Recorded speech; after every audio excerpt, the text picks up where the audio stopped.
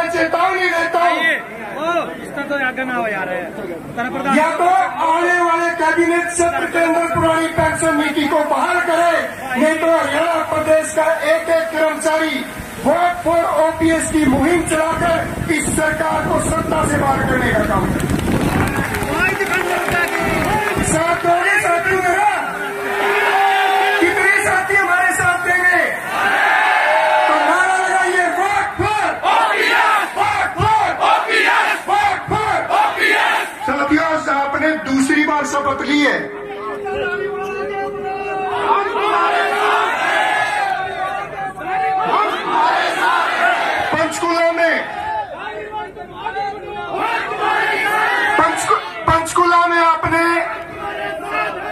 पंचकुला में आपने पहले शपथ ली थी वोट फॉर ओपीएस की। आज अपने परिवार को, आज भगवान श्री राम को दोबारा साक्षी मानकर आपने शपथ ली है, तो उस शपथ के ऊपर कायम आप साथियों को रहना है। साथियों और साथियों, हिमाचल से मैं एक बात बता दूं, जब हिमाचल प्रदेश में हमारा आंदोलन जारी था, वहां की तानाशाह सरकार ने हमारे ऊपर पानी की बौछारें चलाई थी और मुख्यमंत्री जी ने एक बात कही थी, जयराम ठाकुर जी ने उस समय, कि अगर कर्मचारियों को पेंशन चाहिए तो चुनाव लड़ ले। तो हमने एक बात कही थी, मुख्यमंत्री जी चुनाव तो हम नहीं लड़ते, चुनाव लड़वाने का काम करते हैं, और अगर आपने पुरानी पेंशन बहाल नहीं की तो दोबारा सत्ता नहीं देख पाओगे। और उस पर हमारे कर्मचारियों ने मोहर लगाने का काम किया और वहां पर उस सरकार को बदलने का काम किया था। और एक बात और बता दूं, ये बात मैंने नहीं कही, कहीं ये समझते हो कि हमने खोखले दावे कर दिए।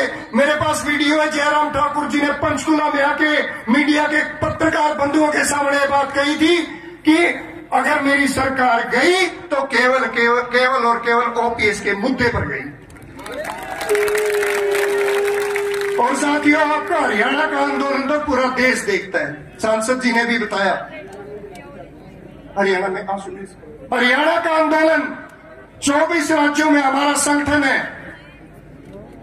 संगठन का राष्ट्रीय संगठन का राष्ट्रीय मुख्य संगठन सचिव होने के नाते मैं हर प्रदेश में, देश के हर कोने में इस आंदोलन को बुलंद करने के लिए गया। मैं वहां भी गया जहां कर्मचारी ना हमारी आवाज सुनते थे, ना हम उनकी आवाज समझ पाते थे, उनकी भाषा समझ पाते थे, लेकिन हमारी भावना एक थी, हमारा मुद्दा एक था। अगर ओपीएस होता तो हम जिंदाबाद के नारे लगाते, एनपीएस और सरकार होती तो मुर्दाबाद के नारे लगाने का काम करते। और साथियों, उसी संघर्ष की बदौलत 5 राज्यों में पुरानी पेंशन बहाल हो चुकी है। और आज इस मंच से मैंने पहले भी आपका साथ मांगा, फिर मांग रहा हूं साथियों, अगले 6 महीने साथ दे देना। अगले 6 महीने के बाद हरियाणा प्रदेश 6ठा राज्य होगा जहां पुरानी पेंशन बहाल होगी।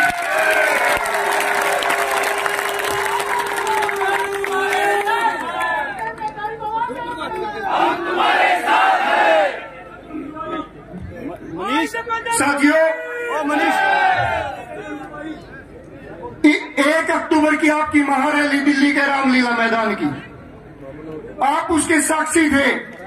वहां पर हमारे नेता प्रतिपक्ष माननीय भूपेंद्र सिंह हुड्डा जी ने, जिन्होंने हमेशा विधानसभा में हमारी आवाज बनने का काम किया, जब हमारे ऊपर लाठी डंडे और आंसू गैस के गोले चले, तब वहां पर उन्होंने हमारा साथ देने का और हमारे साथ खड़े होने का काम किया।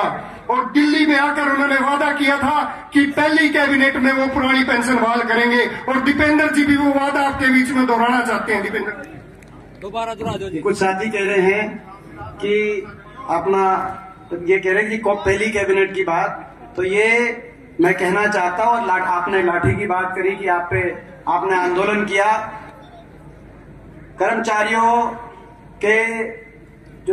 कर्मचारियों को लाठियां इस सरकार की झेलनी पड़ी।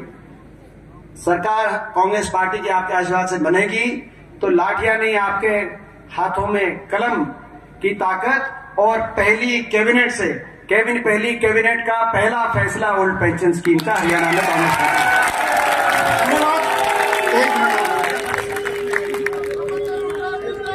जिंदाबाद जिंदाबाद। दीपेंद्र जी कह रहे हैं कि हमारे संकल्प पत्र में है।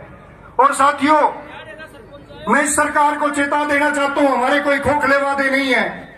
पेंशन बहाली संघर्ष समिति कर्मचारियों का वो संगठन है जहां कर्मचारी पद विभाग और संगठनों की दूरी बुलाकर एक मंच पर है, और आज 5200 से ज्यादा गांव में हमारी कमेटियां बढ़ चुकी हैं साथियों, जो धरातल पर जाकर वोट फॉर ओपीएस की मुहिम को लागू करने का काम करेंगी। तो आप सभी साथी और साथियों, एक फैसला और हम लेंगे, वो फैसला और राज्य कार्यकारिणी की अभी मीटिंग होगी, और जो लोकसभा के चुनाव है उसके लिए आंदोलन की हम रणनीति क्या करेंगे। जब तक, अगर मैं दोबारा वो बात कह रहा हूं, सरकार को चेतावनी आपके यहां से यह निवेदन लगा ले सरकार कि अगर 20 फरवरी से शुरू हो रहे कैबिनेट बजट सत्र के अंदर पुरानी पेंशन बहाल नहीं होती तो हरियाणा प्रदेश का एक एक कर्मचारी सड़क पर होगा और वोट फॉर ओपीएस की मुहिम को जन जन तक ले जाने का काम करेगा। जय हिंद, जय भारत। हमारे